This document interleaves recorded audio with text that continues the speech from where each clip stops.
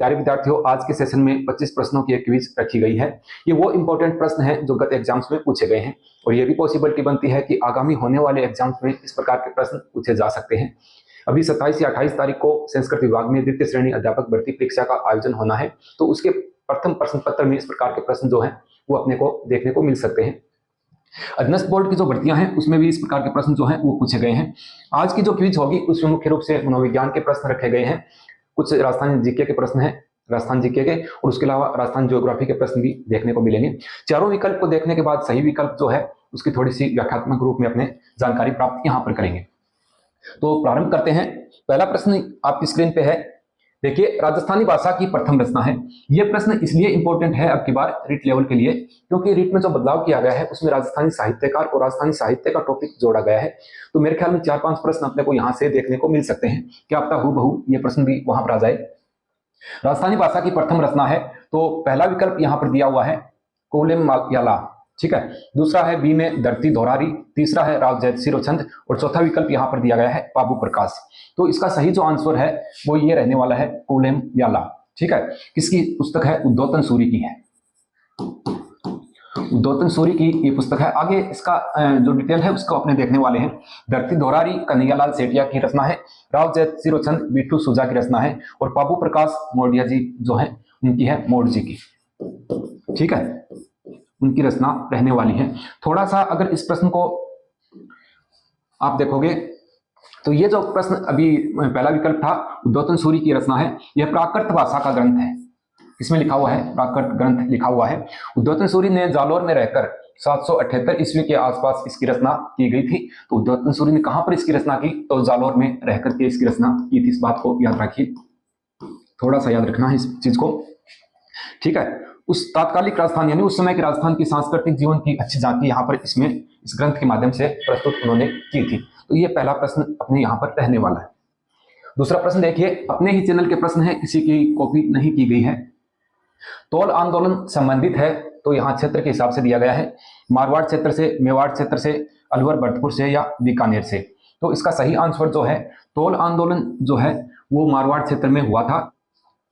1920 की यह घटना है। उस समय ये पूछ लेते हैं कि जब मारवाड़ में तोल आंदोलन हुआ उसमें शासक कौन था? महाराजा उमेद सिंह के शासनकाल में यह चीज हुई थी। तत्कालीन महाराजा उमेद सिंह के शासनकाल में, ठीक है, एक फैसला किया गया कि मारवाड़ में एक शेर जो अब 80 तोले का होगा, जबकि पहले यह 100 तोले का होता था। यानी कि तोल आंदोलन इसीलिए इसको कहा गया है जो मारवाड़ में हुआ कि जो 100 तोले का जो एक शेर उस समय हुआ करता था उसको इन्होंने 80 तोले में कन्वर्ट कर दिया था। इसका किसानों ने विरोध किया। इस निर्णय के खिलाफ मारवाड़ सेवा संघ ने नागरिकों को आंदोलन करने के लिए प्रेरित किया। आनंदराज सुराणा और भंवरलाल सर्राफ ने मारवाड़ राज्य लोक परिषद एवं मारवाड़ यूथ लीग के जरिए किसानों को जन आंदोलन से जोड़ने की यहाँ पर कोशिश की थी। तो आप थोड़ा सा इसमें क्या याद रखें सर, तोल आंदोलन किस क्षेत्र से संबंधित है? तो मारवाड़ क्षेत्र से। जब मारवाड़ क्षेत्र में तोल आंदोलन हुआ तो उस समय शासन थे उमेद सिंह के शासनकाल में ये घटना हुई थी। तोल आंदोलन में क्या हुआ, जो 100 तोले का शेर था उसको कन्वर्ट कर दिया था 80 तोले में। इसका किसानों के द्वारा विरोध किया गया था और मारवाड़ सेवा संघ ने नागरिकों को यहाँ पर इकट्ठा करके इस तोल आंदोलन का विरोध किया था। तो इसमें दो चीजें बनती हैं, महाराजा उमेद सिंह के शासनकाल में और मारवाड़ से संबंधित है। एक बार ये आरपीएससी के एग्जाम में पूछा गया था, जो यहाँ पर अपने भंवरलाल सर्राफ ये ऑप्शन में था, उसमें सही ऑप्शन इसको माना गया था। तो इसको आप दोनों को थोड़ा याद रखें। आनंदराज सुराणा, हरगोविंद सुराणा भी आता है और भंवरलाल सर्राफ जो है इनके द्वारा। अगले प्रश्न पे चलते हैं। मनोविज्ञान साइकोलॉजी का प्रश्न है, एक बालक अधिक सीखता है, सीखता कर लेना इसको, एक बालक अधिक सीखता है यदि उसे, ये फर्स्ट ग्रेड में पूछा हुआ प्रश्न है, गणित विषय में 2016 में इसको पूछा गया था। एक बालक अधिक सीखता है व्याख्यान विधि के से पढ़ाया जाए तब, पाठ्य पुस्तक से पढ़ाया जाए तब, कंप्यूटर आधारित पढ़ाया जाए या क्रिया विधि से पढ़ाया जाए। तो इसका सही आंसर जो है क्रिया विधि से। किसी बालक को अगर पढ़ाया जाता है तो उसकी सीखने की क्षमता जो है वो बढ़ जाती है। तो थोड़ा सा इसको अपने व्याख्यात्मक रूप में देखेंगे। यहां देखिए, व्यवहार के परिणाम क्रिया के होने की संभावना को प्रभावित करते हैं।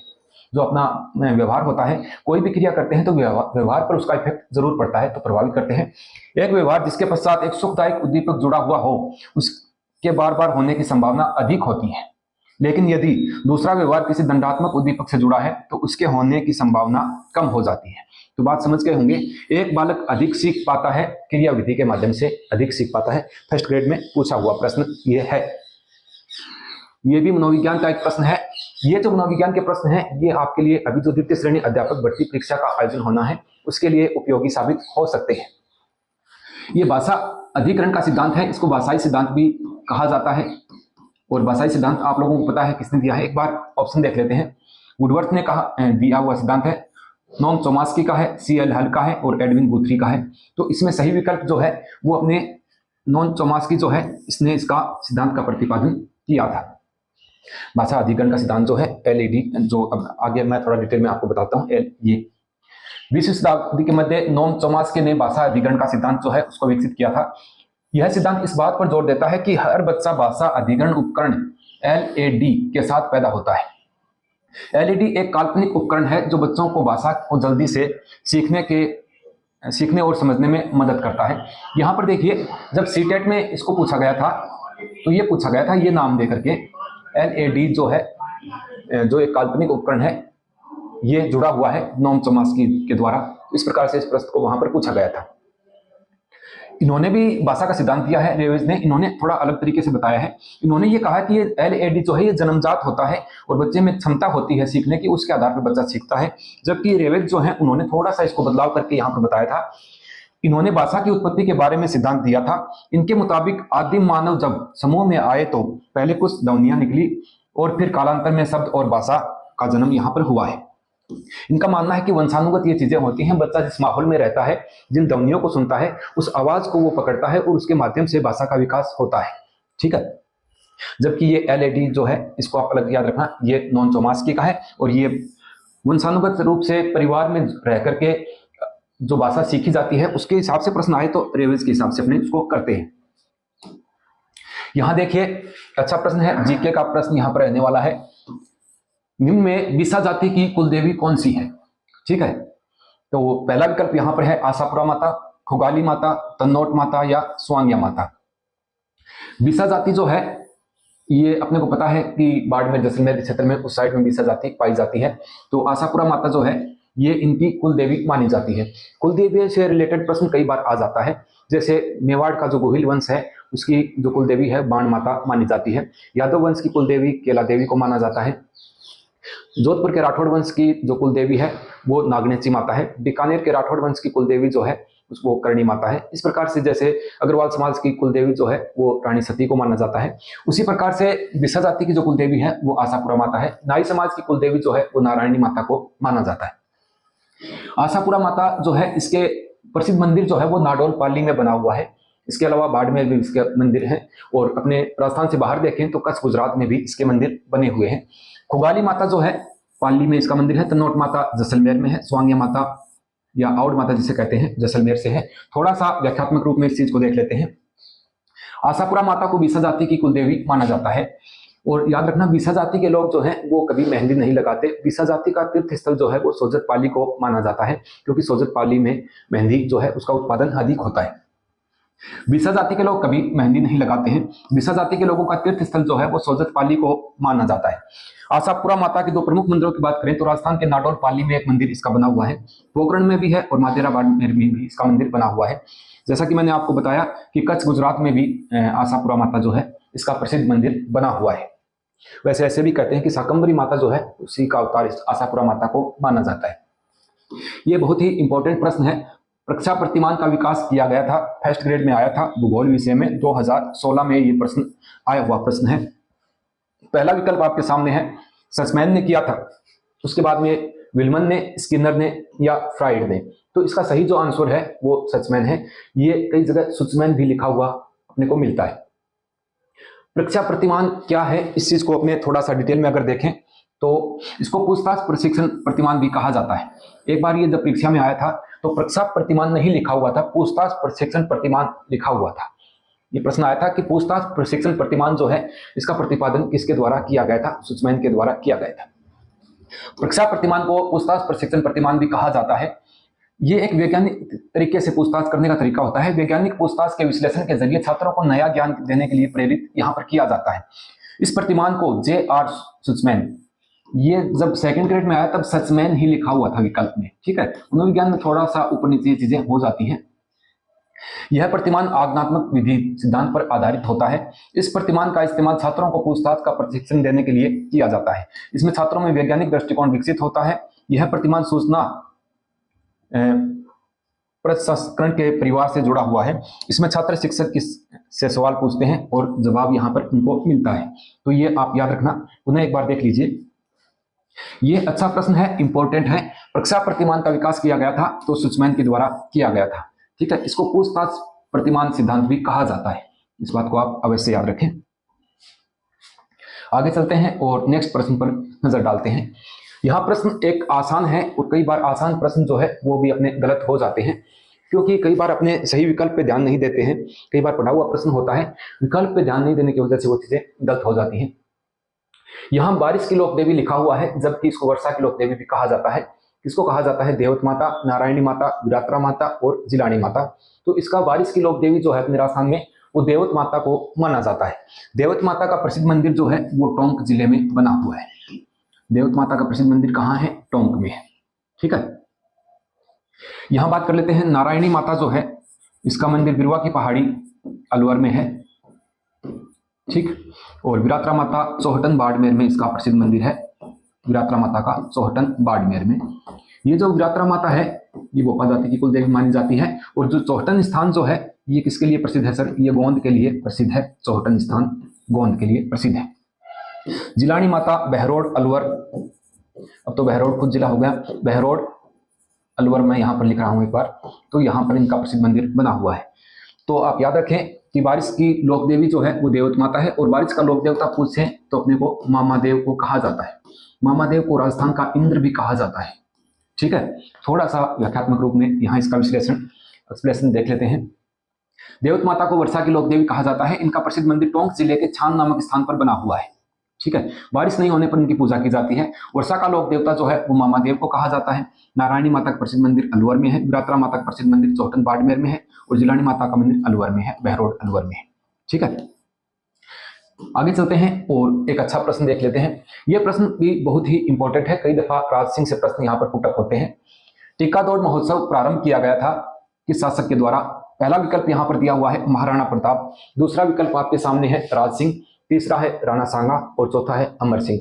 तो टीका दौड़ महोत्सव जो है ये किसके द्वारा प्रारंभ किया गया था? सही आंसर है राज सिंह। राज सिंह से कई बार प्रश्न आते हैं, क्योंकि राज सिंह के जो प्रश्न आमतौर पे आरपीएससी के द्वारा पूछे गए हैं उनको आप देखना, इससे अच्छे खासे प्रश्न बनते हैं। एक तो जो अजीत सिंह है उसको जागीर प्रदान करने वाला शासक कौन है? राज सिंह है, क्योंकि राज सिंह के समय जो घटनाएं हुई वो बहुत ही ज्यादा इंपॉर्टेंट रही है। वैसे अधिकतर प्रश्न महाराणा प्रताप से भी पुटअप होते हैं, लेकिन महाराणा प्रताप से जो प्रश्न पुटअप होते हैं वो आप लोग हल कर लेते हैं, क्योंकि वो अपना पूरा पढ़ा हुआ होता है। राज सिंह जो है 1600 के आसपास एक तो जो मंदिर तुड़वाने का अध्यादेश औरंगजेब ने जारी किया था उसका इन्होंने विरोध किया था। मारवाड़ का जो अजीत सिंह था, अजीत सिंह को शरण दी गई थी किसके द्वारा? राज सिंह के द्वारा, ठीक है। राज सिंह ने राजसमंद झील का निर्माण भी करवाया था। राज सिंह का टॉपिक मैंने पूरा आपके चैनल पे करवा रखा है अलग से। राज सिंह जो है इन्होंने ही टीका दौड़ महोत्सव शुरू किया था। इन्होंने विजय कटकाटू की उपाधि भी धारण की थी। विजय कटकाटू की उपाधि धारण करने वाला शासक कौन था? राज सिंह ही था। थोड़ा सा डिटेल में देख लेते हैं। मेवाड़ में टीका दौड़ महोत्सव राज सिंह के समय प्रारंभ किया गया था। सितंबर 1657 में जब शाहजहां अस्वस्थ हुआ तो उसके पुत्रों में उत्तराधिकारी युद्ध छिड़ गया। इस अव्यवस्था का लाभ उठाते हुए टीका दौड़ उत्सव का बहाना बनाकर, जिसमें मुहूर्त से वर्ष में पहली बार शिकार करने का आयोजन राज्य की सीमा से बाहर किया जाएगा।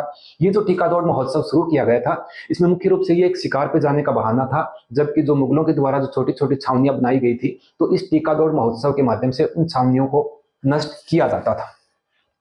इस शिकार के बहाने मुगलों की लगाई गई छावनियों को ध्वस्त किया जाता था। तुलादान पद्धति भी राज सिंह के समय लागू की गई थी, इस चीज को याद रखना। जो तुलादान पद्धति है, तुलादान पद्धति क्या होती थी? गहनों में या उस समय के जो सिक्के चलते थे उनके बराबर शासक जो होता है उसको तोला जाता था। अच्छा प्रश्न है, गुहिल वंश की प्रारंभिक राजधानी कौन सी थी? नागदा, गोगुंदा, कुंभलगढ़ और चावंड। तो आपको ये प्रश्न आता होगा। गुहिल वंश की प्रारंभिक राजधानी जो है वो नागदा को माना जाता है। नागदा जो स्थान पड़ता है यहाँ प्रसिद्ध सास बहू का मंदिर बना हुआ है। कौन सा मंदिर है गुरुजी? सास बहू का मंदिर यहाँ पर है। देवरानी जिठानी का मंदिर पूछ ले तो वो सिरोही में है। सास बहू का मंदिर नागदा उदयपुर में है। ये पूछे कि चित्तौड़ दुर्ग को सर्वप्रथम राजधानी बनाने वाला शासक कौन था। चित्तौड़गढ़ को राजधानी बनाने वाला शासक जो है वो मेवाड़ का शासक जैत्र सिंह था। जो तुम इसको परास्त किया था उसमें जैत्र सिंह जो है ये चित्तौड़गढ़ दुर्ग को अपनी सर्वप्रथम राजधानी बनाने वाला शासक जो है वो जैत्र सिंह था। और गोहिलों की प्रारंभिक राजधानी जो है वो नागदा थी। चित्तौड़ दुर्ग पर सबसे पहले अधिकार करने वाला बप्पा रावल था। बप्पा रावल ने मौर्य राजा मान को हरा करके चित्तौड़गढ़ दुर्ग जो है वो अपने अधीन किया था। ठीक है, आगे चलते हैं और यहाँ थोड़ा देख लेते हैं। गोहिल वंश की प्रारंभिक राजधानी जो है वो नागदा को बनाया गया था। गोहिल वंश का प्रारंभिक संस्थापक जो है वो गुहादित्य या राजा गोहिल को माना जाता है। 6वीं शताब्दी में गोहिल वंश की नींव रखी। गुहादित्य के पश्चात 734 ईस्वी में बप्पा रावल ने गोहिल वंश का वास्तविक संस्थापक ये यहाँ पर बनते हैं। और चित्तौड़गढ़ दुर्ग को राजधानी बनाने वाला शासक जो है वो जैत्र सिंह को माना जाता है। गोहिल वंश के शासक बप्पा रावल ने मान मौर्य को हराकर चित्तौड़गढ़ दुर्ग पर अपना अधिकार जो है वो किया था। ये थोड़ी सी डिटेल जो है वो इंपॉर्टेंट जो चीजें हैं उसको मैंने साथ में यहाँ पर सम्मिलित किया है। यहाँ पर देखिए प्रश्न अवस्थाओं से काफी प्रश्न आते हैं, भले वो इन्फेंसी हो, चाइल्डहुड हो या एडोलसेंस हो। ये जो प्रश्न है ये मैंने जब आपकी क्विज में डाला था आपके चैनल पे तब अधिकतर जो 65% जो अभ्यर्थी हैं उनका आंसर किशोरावस्था था। 40% बच्चों का आंसर यहाँ पर बाल्यावस्था था। नेता बनने की चाह किस अवस्था की विशेषता है? किशोरावस्था, बाल्यावस्था, शिशुअवस्था और पूर्व बाल्यावस्था। तो इसका सही आंसर जो है, एक बार मैं भी इसको सेकंड ग्रेड में गलत करके आया था, बाल्यावस्था इसका सही आंसर यहाँ पर रहने वाला है। क्योंकि अपने को ये लगता है कि नेता बनने की चाह जब बच्चे कॉलेज में होते हैं, किशोरावस्था में, उस समय होती है, जबकि ऐसा नहीं है। अपने देखते हैं कि जब मॉनिटर बनने की भावना आती है छोटी क्लासों में, जब बच्चा ये 5 से 6 वर्ष तक अपने शिशुअवस्था मानी जाती है और 12 से 13 वर्ष तक बाल्यावस्था मानी जाती है। ये जो 12 से 13 वर्ष, इसके 6 से और 12 के बीच के जो बच्चे होते हैं ये अपनी कक्षा में मॉनिटर बनने का प्रयास करते हैं। ठीक है, तो ये इसका सही आंसर जो है वो बाल्यावस्था यहाँ पर रहने वाला है। ये आंसर यहाँ पर नहीं है। ठीक है, तो आप इस चीज को याद रखिएगा। थोड़ा सा इसको देख लेते हैं। शारीरिक और मानसिक विकास में स्थिरता। एक चीज आप देखिए, जब इन्फेंसी में अपनी बात करते हैं या शिशुअवस्था में इसको कहूं, शिशुअवस्था में मानसिक विकास और शारीरिक विकास तीव्र गति से होता है सभी चीजों का। जबकि जब अपने बाल्यावस्था चाइल्डहुड को पढ़ते हैं तो इसमें शारीरिक और मानसिक विकास में स्थिरता आ जाती है। एक बार बच्चा बढ़ने में भी अपने को ऐसा लगता है कि बढ़ा कम है या इसकी जो तार्किक क्षमता है वो भी इतनी विकसित नहीं हुई है। जब हाँ, इस चीज को याद रखना, उसमें तीव्रता रहेगी शिशुअवस्था में हर चीज में, जबकि बाल्यावस्था में स्थिरता यहाँ पर आ जाती है। शारीरिक और मानसिक विकास में स्थिरता, ये बाल्यावस्था की बात हो रखी है। इस अवधि में बच्चा शारीरिक और मानसिक विकास रूप में स्वतंत्र होता है। वह अपने व्यक्तिगत काम जैसे नहाना, कपड़े धोना, स्कूल जाने की तैयारी वगैरह खुद कर लेता है। इसी आयु में बालक नेता बनने की चाह उजागर होती है। ठीक है, सामाजिक स्वीकृति, बच्चों को दूसरों से बार बार मान्यता की जरूरत होती है। रचनात्मक गतिविधियों में बच्चा जैसे ड्राइंग है, पेंटिंग है वगैरह करना पसंद होता है। ठीक है, उन्हें भाषा और संचार का कौशल विकसित होने लगता है। झूठ बोलना, चोरी करना किस अवस्था की विशेषता है? तो ये भी बाल्यावस्था के बालकों की विशेषता होती है। मैं ये चीजें आपको अवस्थाएं जो है इन्फेंसी, चाइल्डहुड एंड एडोलेसेंस, ये तीनों अच्छे से करवाने वाला हूं क्योंकि अक्सर इनकी विशेषताएं जो है वहां से प्रश्न काफी पुटअप होते हैं। देखिए अगला, गढ़तरा सभ्यता स्थल जो है वो कहां पर है? उदयपुर में है, बीकानेर में है, राजसमंद में है या बूंदी में है? तो गढ़तरा सभ्यता स्थल जो है वो बूंदी जिले में है और छाजा नदी के तट पर ये सभ्यता स्थल जो है ये विकसित हुआ था। छाजा नदी के तट पर विकसित हुआ था। थोड़ा सा डिटेल में अगर इसको देखो आप तो देखिए, बूंदी जिले के छाजा नदी के तट पर गढ़तरा सभ्यता स्थल जो है वो विकसित हुआ था। ये अपने शैल चित्रों के लिए प्रसिद्ध है। ठीक है, यहां से प्राप्त वर्ल्ड राइडर जो पेंटिंग है ये इंपॉर्टेंट है। ये कई बार परीक्षाओं में पूछा जा चुका है। ये प्रश्न परीक्षा में इस प्रकार से आता है कि वर्ल्ड राइडर पेंटिंग जो है उसका संबंध किससे है? तो अपने गढ़तरा सभ्यता स्थल से। या किस जगह पर वर्ल्ड राइडर पेंटिंग जो है वो प्राप्त हुए हैं? गढ़तरा सभ्यता स्थल बूंदी से। भारत में प्राचीनतम वर्ल्ड राइडर पेंटिंग का माना जाता है कहां पर? गढ़तरा में। राजस्थान में पुरातात्विक सर्वेक्षण का कार्य सर्वप्रथम 1871 ईस्वी में प्रारंभ करने का श्रेय एस.जी. अग्रवाल को यहां पर जाता है। ठीक है, तो याद रखना गढ़तरा सभ्यता स्थल कहां पर है? बूंदी में है। किस नदी के तट पर विकसित हुआ है? छाजा नदी के तट पर विकसित हुआ है। वर्ल्ड राइडर रॉक पेंटिंग का संबंध किससे है? तो गढ़तरा सभ्यता स्थल से रहने वाला है। निम्न में कौन सा बांध चंबल नदी पर है? नहीं है। एक चीज आप जब भी एग्जाम दो इस चीज को जरूर देखना कि ये पूछा है या नहीं है। यहाँ पर नहीं पूछा है निम्न में कौन सा बांध चंबल नदी पर नहीं है। राणा प्रताप सागर, गांधी सागर, कोटा बैराज और कड़ावना बांध। ठीक है, तो कौन सा नहीं है, ये भी है, ये भी है, ये नहीं है। देखिए ये जो चंबल नदी है इस पर आपको पता होगा ट्रिक आती होगी। आप गाजरा को हलवा बोलते हैं ना, गाजरा को। ठीक है, ये गांधी सागर इसी पे है, जवाहर सागर इसी पे है, राणा प्रताप सागर इसी पे है और कोटा बैराज इसी पे है। ये 4 बांध चंबल नदी पर बने हुए हैं। जबकि ये कड़ाना बांध जो है ये माही नदी पर है। कौन सी नदी पर है? माही नदी पर है। और ये कड़ाना बांध गुजरात में बना हुआ है। देख लेते हैं। चंबल नदी का उपयोग गांधी सागर बांध, राणा प्रताप सागर बांध और जवाहर सागर बांध में जल विद्युत उत्पादन के लिए किया जाता है। गांधी सागर यह राजस्थान के और मध्य प्रदेश की सीमा पर स्थित है। नदी पर बना हुआ 4 बांधों में पहला है। यह प्रश्न एक बार आया था कि चंबल नदी पर 4 बांध हैं, उसमें सबसे पहले बना हुआ बांध कौन सा है? गांधी सागर बांध जो है वो फर्स्ट बांध यहां पर चंबल नदी पर माना जाता है। ठीक है, कड़ाना बांध माही नदी पर है और गुजरात में बना हुआ है। आगे चलते हैं। ये आभूषण का प्रश्न है। ठुसी, बड़ा, मंडली, तुलसी आभूषण पहने जाते हैं। कहां पर पहने जाने वाले आभूषण हैं? कान में, सिर में, कमर में या गले में? तो आप लोग जानते हो ठुसी, बड़ा, मंडली, तुलसी ये सभी किसके आभूषण हैं? गले में पहने जाने वाले आभूषण हैं। ये जो है इसमें झुमका है और कान पत्र जिसे बोलते हैं, अन्य लड़ियां हैं, वो कान के जो आभूषण होते हैं वो है। ठीक है, जाले हैं, ये कान का होता है। सिर में पहने जाने वाले आभूषण जो हैं उसको भी आप लोग अच्छे से जानते हो कौन कौन से होते हैं। मांग है, सूर मांग है,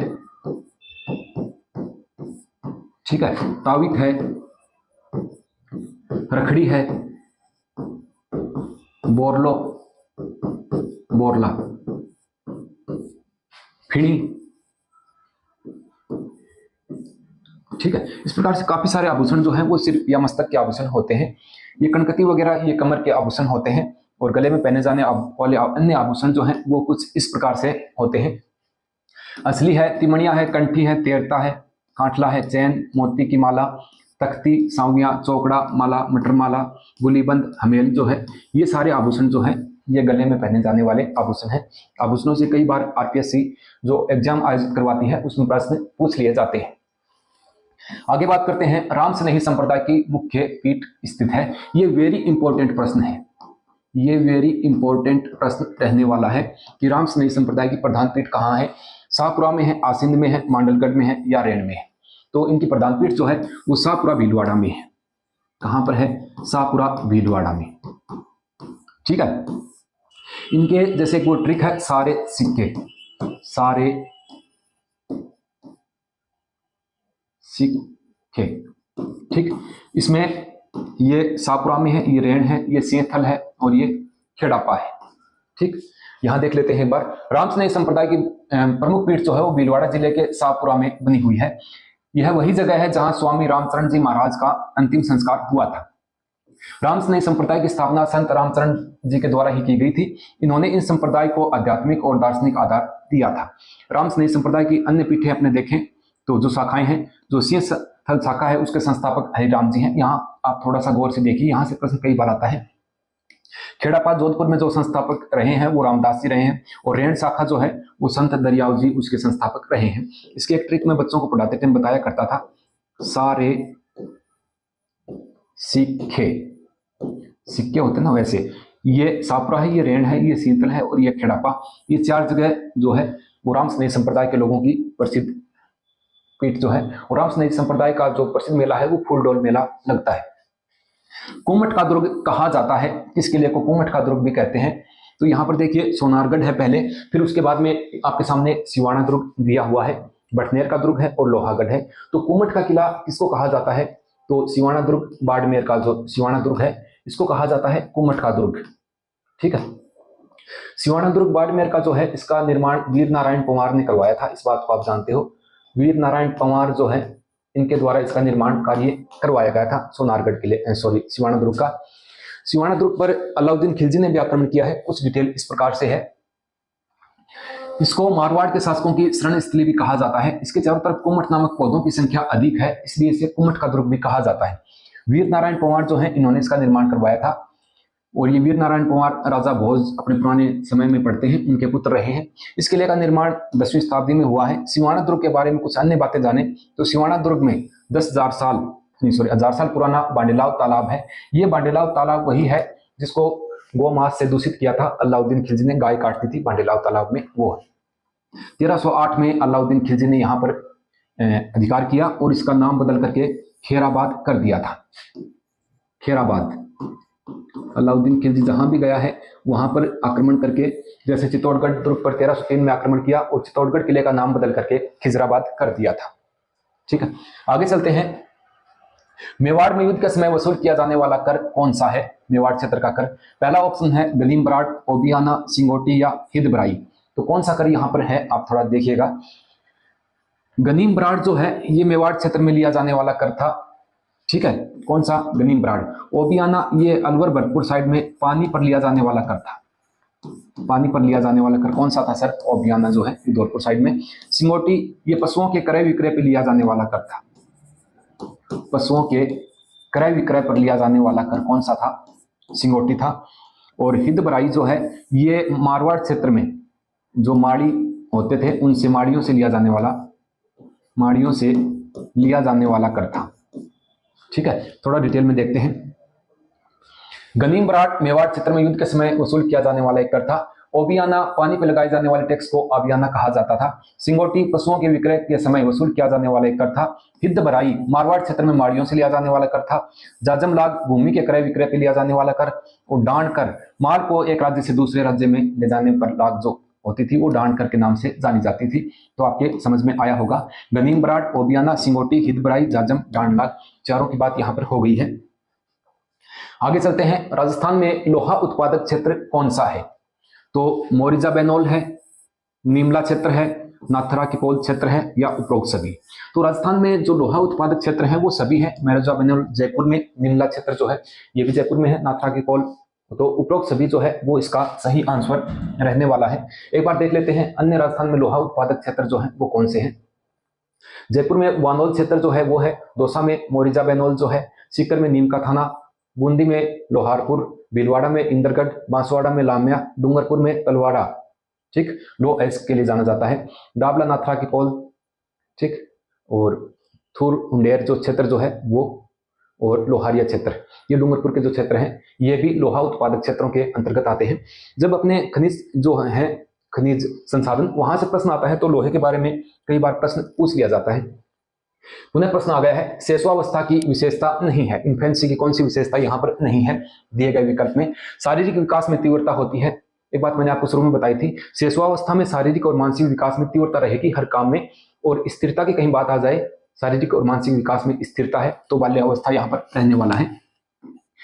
दूसरों पर निर्भर होते हैं, सही बात है। नैतिकता का होना गलत बात है। मानसिक विकास में तीव्रता है तो शेषवावस्था में सही है। यहाँ पर नैतिकता बच्चे में नहीं होती है। 5 से 6 वर्ष का जो बालक होता है उसमें नैतिकता का अभाव होता है। उसके मुंह से कोई भी चीज बोलने में निकल जाती है, गाली गलौज भी बच्चा यहाँ पर कर सकता है, क्योंकि इतनी समझ, जो तार्किक क्षमता होती है वो उस समय इतनी होती नहीं कि अपने को क्या बोलना है, किसको क्या बोलना है।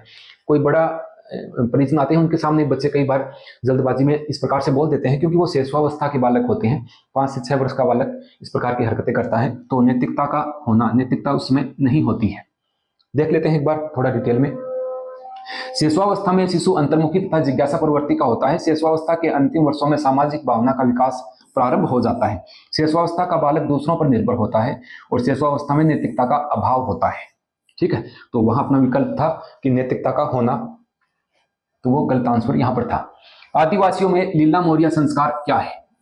आदिवासियों में लीला मोरिया संस्कार जो है वो क्या है? जन्म से संबंधित है, विवाह संस्कार है, मृत्यु भोज की प्रथा है या एक प्रसिद्ध त्योहार है? लीला मोरिया जो है वो एक विवाह संस्कार माना जाता है। ठीक है, थोड़ा सा अन्य इनके रीति रिवाज हैं, उनको अपने एक बार देखते हैं। लीला मोरिया संस्कार आदिवासियों में प्रचलित विवाह से संबंधित एक संस्कार है। हलमा, हाड़ा या हीड़ा ये आदिवासियों में प्रचलित सामूहिक सहयोग की एक भावना होती है। हमेलो आदिवासियों में प्रचलित जनजाति एक उत्सव है जिसका आयोजन माणिक के लाल वर्मा आदिम जनजाति शोध द्वारा किया गया था। ठीक, तो इसको थोड़ा देख लीजिएगा, अच्छा प्रश्न है। वही प्रश्न लेके उपस्थित हुए हैं जो पीछे के एग्जाम्स में पूछे गए हैं। चोपड़ा ग्रंथ का संकलन किया गया था इसके द्वारा दादू दयाल, मीराबाई, मावजी या संत रामदास जी। तो चोपड़ा ग्रंथ जो है वो मावजी के द्वारा शुरू किया गया था। ठीक है। चोपड़ा ग्रंथ का संकलन किसके द्वारा किया गया? माओ जी के द्वारा किया गया था। माओ जी की जो वाणी है उसको चोपड़ा कहा जाता है, ऐसा भी एक बार परीक्षा में आया था। माओ जी की वाणी क्या कहलाती है? चोपड़ा। और माओ जी का जो मेला है वो माघ पूर्णिमा को लगता है, माघ पूर्णिमा को इसका मेला जो है उसका आयोजन होता है। थोड़ा डिटेल में इसको देखते हैं। देखिए, संत माओ जी महाराज गुजरात के बागड़ क्षेत्र के महान संत थे। इनका जन्म डूंगरपुर जिले के सावला गांव में हुआ था। इस बात को आपको याद रखना है। 1771 में माघ शुक्ला पंचमी को हुआ। उन्हें भगवान श्री कृष्ण का लीला अवतार माना जाता है। संत माओ जी महाराज की वाणी को चोपड़ा कहा जाता है। इन्होंने वायुयान, मोबाइल और कंप्यूटर आविष्कार की भविष्यवाणी उस समय की थी, ये चर्चित रहे थे उसमें। उनकी वाणी को चोपड़ा कहा जाता है, ये बात हो गई। वेणेश्वर धाम में हर साल माघ पूर्णिमा को 10 दिनों का मेला जो है उसका आयोजन होता है, जिसे आदिवासियों का कुंभ कहा जाता है। ठीक है। तो ये आज के सेशन में मैंने आपको 20-25 प्रश्न जो इंपॉर्टेंट हैं वो करवाए हैं। अगर आपको इस प्रकार की क्विज पसंद आती है तो अलग अलग सब्जेक्ट की क्विज, अलग अलग जो विशेषज्ञ हैं हर विषय के, उनके द्वारा करवाई जाएगी। ये प्रश्न आपके आगामी होने वाले एग्जाम में जरूर सहायता प्रदान करेंगे। मिलते हैं किसी नेक्स्ट सेशन में नई जानकारी के साथ।